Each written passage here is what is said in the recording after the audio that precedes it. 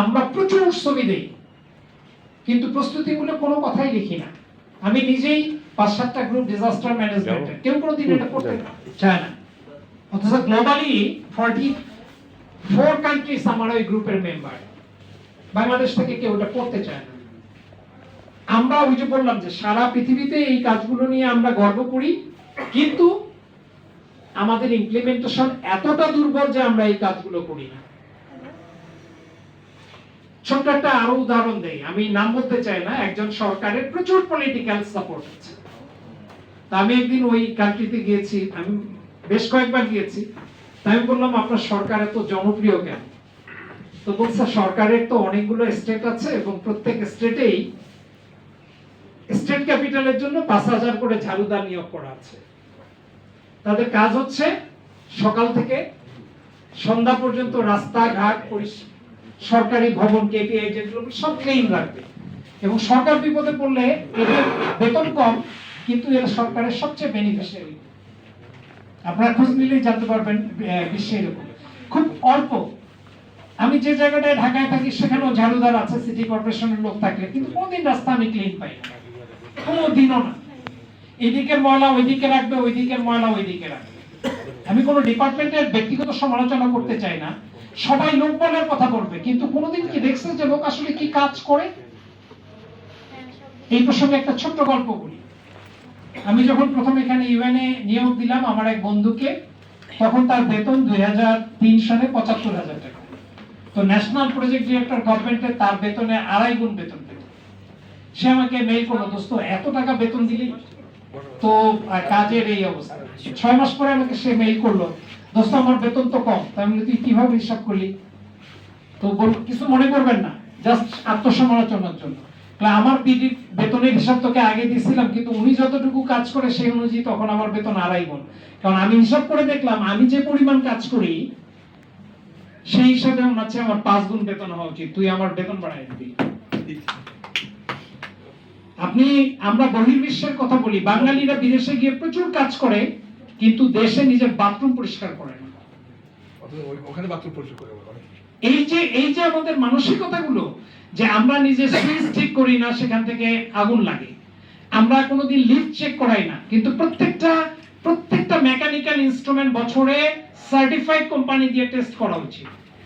আপনি যদি আজকে বের করি, আজকে কত লাখ বিল্ডিং এর কথা বলো, সেলফ সাফিসিয়েন্ট এক এক বিল্ডিং এ 500-র উপর অফিসার আছে বা স্টাফ আছে, তাদের একজন দুর্যোগ ব্যবস্থাপনা কর্মকর্তা নিয়োগ দিলে তো কালকেই 25,000 লোকের চাকরি হবে।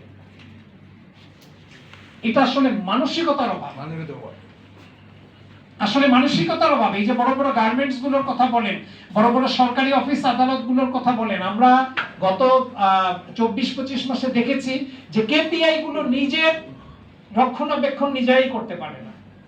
ভূমিকম্প হলে কি হবে সেটি নিয়ে ওনারা বলবে, আমি বলতে চাই না, কারণ আমি বলতে পারি কিন্তু ডুপ্লিকেশন হয়ে যাবে। আমাদের বিল্ডিং গুলো যখন তৈরি করা হয়, যে ক্লিয়ারেন্স গুলো নেওয়া হয়, ক্লিয়ারেন্স দেওয়ার অর্থই হচ্ছে প্রত্যেকটা টিক মার্ক দেওয়ার আগে সরেজমিনে দেখা। আমি নিজে যে প্রজেক্টগুলো ইউআরপির কথা সিটি কর্পোরেশন বলেছে আমি ইভালুয়েট করেছি। আমি সোমালিয়ার প্রজেক্ট ইভালুয়েট করতেছি, অন্যান্য এখন সারা বিশ্বেরই অনেক দেশের প্রজেক্ট ইভালুয়েশন করি টিম লিডার হিসেবে।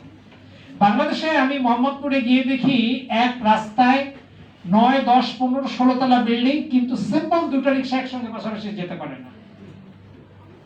আপনি চলেন আমার সঙ্গে, আমি দুটো হসপিটালে গিয়ে বলছি যে আপনার যে ডিজাস্টার ডিল করবে তার একটা কমিটি আছে কিনা। সে হসপিটালের যিনি ইনচার্জ, মেডিকেল কলেজের ইনচার্জ, উনি পরের দিন আমাকে কমিটির কাগজ পাঠিয়েছে। তা আমি বললাম হসপিটালের প্রিপেয়ারনেস কিন্তু আলাদা, ফায়ার ড্রিল গুলো রেগুলার হওয়া উচিত, করছেন কিনা? করেনি। কমিটি আছে, এসওডির কথা বলছেন, আমি যদি বলি যে এসওডির মিটিং নিয়ে করছেন আপনি, ওয়ার্ড ডিজাস্টার ম্যানেজমেন্ট কমিটি, আমি তো নিজে জানি যে কমিটির স্ট্রাকচার কি, কমিটি কয়দিন পর পর মিটিং। এখনই যদি বলি যে সিটি কর্পোরেশন থেকে 10টা ডিজাস্টার ম্যানেজমেন্ট কমিটির মিটিং মাইনুটস পাঠান তো, বা ওয়েবসাইটে আমাকে দেখান তো, ক্যান এনিবডি ডু ইট? আবারও বাংলাদেশের মতো একটা রাষ্ট্রে যা লাখ কোটি টাকা বাজেট, সেখানে ইউআরপি একটা প্রজেক্ট, ডেভেলপমেন্ট প্রজেক্ট, সেই প্রজেক্টের উদাহরণ দিয়ে আপনি ইকুইপমেন্ট কেনার কথা বলবেন। কেন আপনার প্রতিষ্ঠান ইকুইপমেন্ট কিনতে পারে না? রাজস্ব আদায় যদি বাড়ির মালিকদের কাছ থেকে না করতে পারে, সেই ব্যর্থতাকে আমি জনগণের। প্রত্যেকটা বাড়ি 25,000 টাকা ভাড়ার উপরে হয়ে গেলে তো সরকারের রাজস্ব আদায় করা, সে ব্যর্থতা তো আপনি আমার জন্য এই প্রেস ক্লাবে দিতে পারেন না। তো আমি কথা বলতে চাই না, আমাকে আবারও ধন্যবাদ দিতে চাই, উনি কিভাবে খুঁজে পেয়েছে, আনসারি বাবু আপনাকে খুঁজে পেয়েছে কিভাবে। তাই আমি বললাম কাহিনী অন্য, কারণ আমি গণপ্রজাতন্ত্রী বাংলাদেশ সরকারের শিক্ষা বিষয়ক এসডিজির একটা রিপোর্ট আমাকে দেখার জন্য বলছে, আমি ওই কাজে অফিসে যাই, সেখান থেকে আমাকে বলছে স্যার আপনি যদি পারেন একটু যেতে, কারণ এই কথাগুলো আমি বললে, কারণ এর সঙ্গে আমার পরিবার আমাকে বলে যে দুর্যোগ ব্যবস্থাপনা হচ্ছে তোমার আরেকটা সন্তান, কারণ তার কারিকুলাম তৈরি করতে কি পরিশ্রম করেছি, বড় বড় স্যারদের সঙ্গে কি ডিবেট করে একটা আন্ডার গ্রাজুয়েট কোর্স চালু করেছি যেখানে সারা পৃথিবীতে চালু করে নাই, সেই পেইনটা আমি বুঝি। আবার এটুকু বুঝি যখন আমার সন্তানরা চাকরি পায় না, স্যার পড়াশোনা করলাম, ভালো সাবজেক্টে ভর্তি হলাম, তারপরে আমাদের চাকরি হচ্ছে না, তারপরে আপনি বলবেন মানুষ মারা যাবে, তার দায় দায়িত্ব কি দুর্যোগ ব্যবস্থাপনা শিক্ষা? দুর্যোগ ব্যবস্থাপনায় যারা কাজ করে তাদের আমরা কি করি না? আবারও যেটা বলি, আজকে যারা মিডিয়ায় আছেন, শুধু আজকের সেমিনারের জন্য না, যেদিন আপনার কোনো রিপোর্ট থাকবে না, যেদিন আপনার কোনো প্রতিবেদন দেওয়ার জন্য, সেদিন সুন্দর একটা দুর্যোগ প্রস্তুতির উপর লেখা লেখেন। আপনারা সবাই লেখেন যে দুর্যোগ ব্যবস্থাপনার 1-1,500 গ্রাজুয়েট চাকরি পাচ্ছে না, অথচ ইচ্ছা করলেই ব্যবসায়ীরা, ইচ্ছা করলেই প্রতিষ্ঠান মালিকরা, ইচ্ছা করলেই বাড়ির মালিকরা তাদের সুপারভাইজার পদে আপডেট স্যালারি দিয়ে দিতে পারে। এতে তাদের বিল্ডিং নিরাপদ হবে, তাদের নিজের জীবন নিরাপদ হবে, যেটি দুর্যোগের মাধ্যমে ক্ষয়ক্ষতির সম্ভাবনা আছে। আমি বোধহয় একটু বেশি সময় নিয়ে ফেললাম। আবারও এতটুকু বলি যে ডিপার্টমেন্টে থাকেন, যে যেখানেই থাকেন, সেখানে প্রতি বছর 2টো ড্রিল করবেন এবং প্রত্যেকদিন নিজের বাড়িতে যখন একটু ছুটির দিনে সকাল উঠে নিজের বিল্ডিংটা চেক করে দেখবেন কোন জায়গাটায় একটা সুইচ এরিয়া, কারণ ওখান থেকে আগুন লাগতে পারে। আপনার লিফট যদি প্রতি বছর চেক না, ওটা দুর্ঘটনা হতে পারে। এগুলো আপনার চেক করার দায়িত্ব।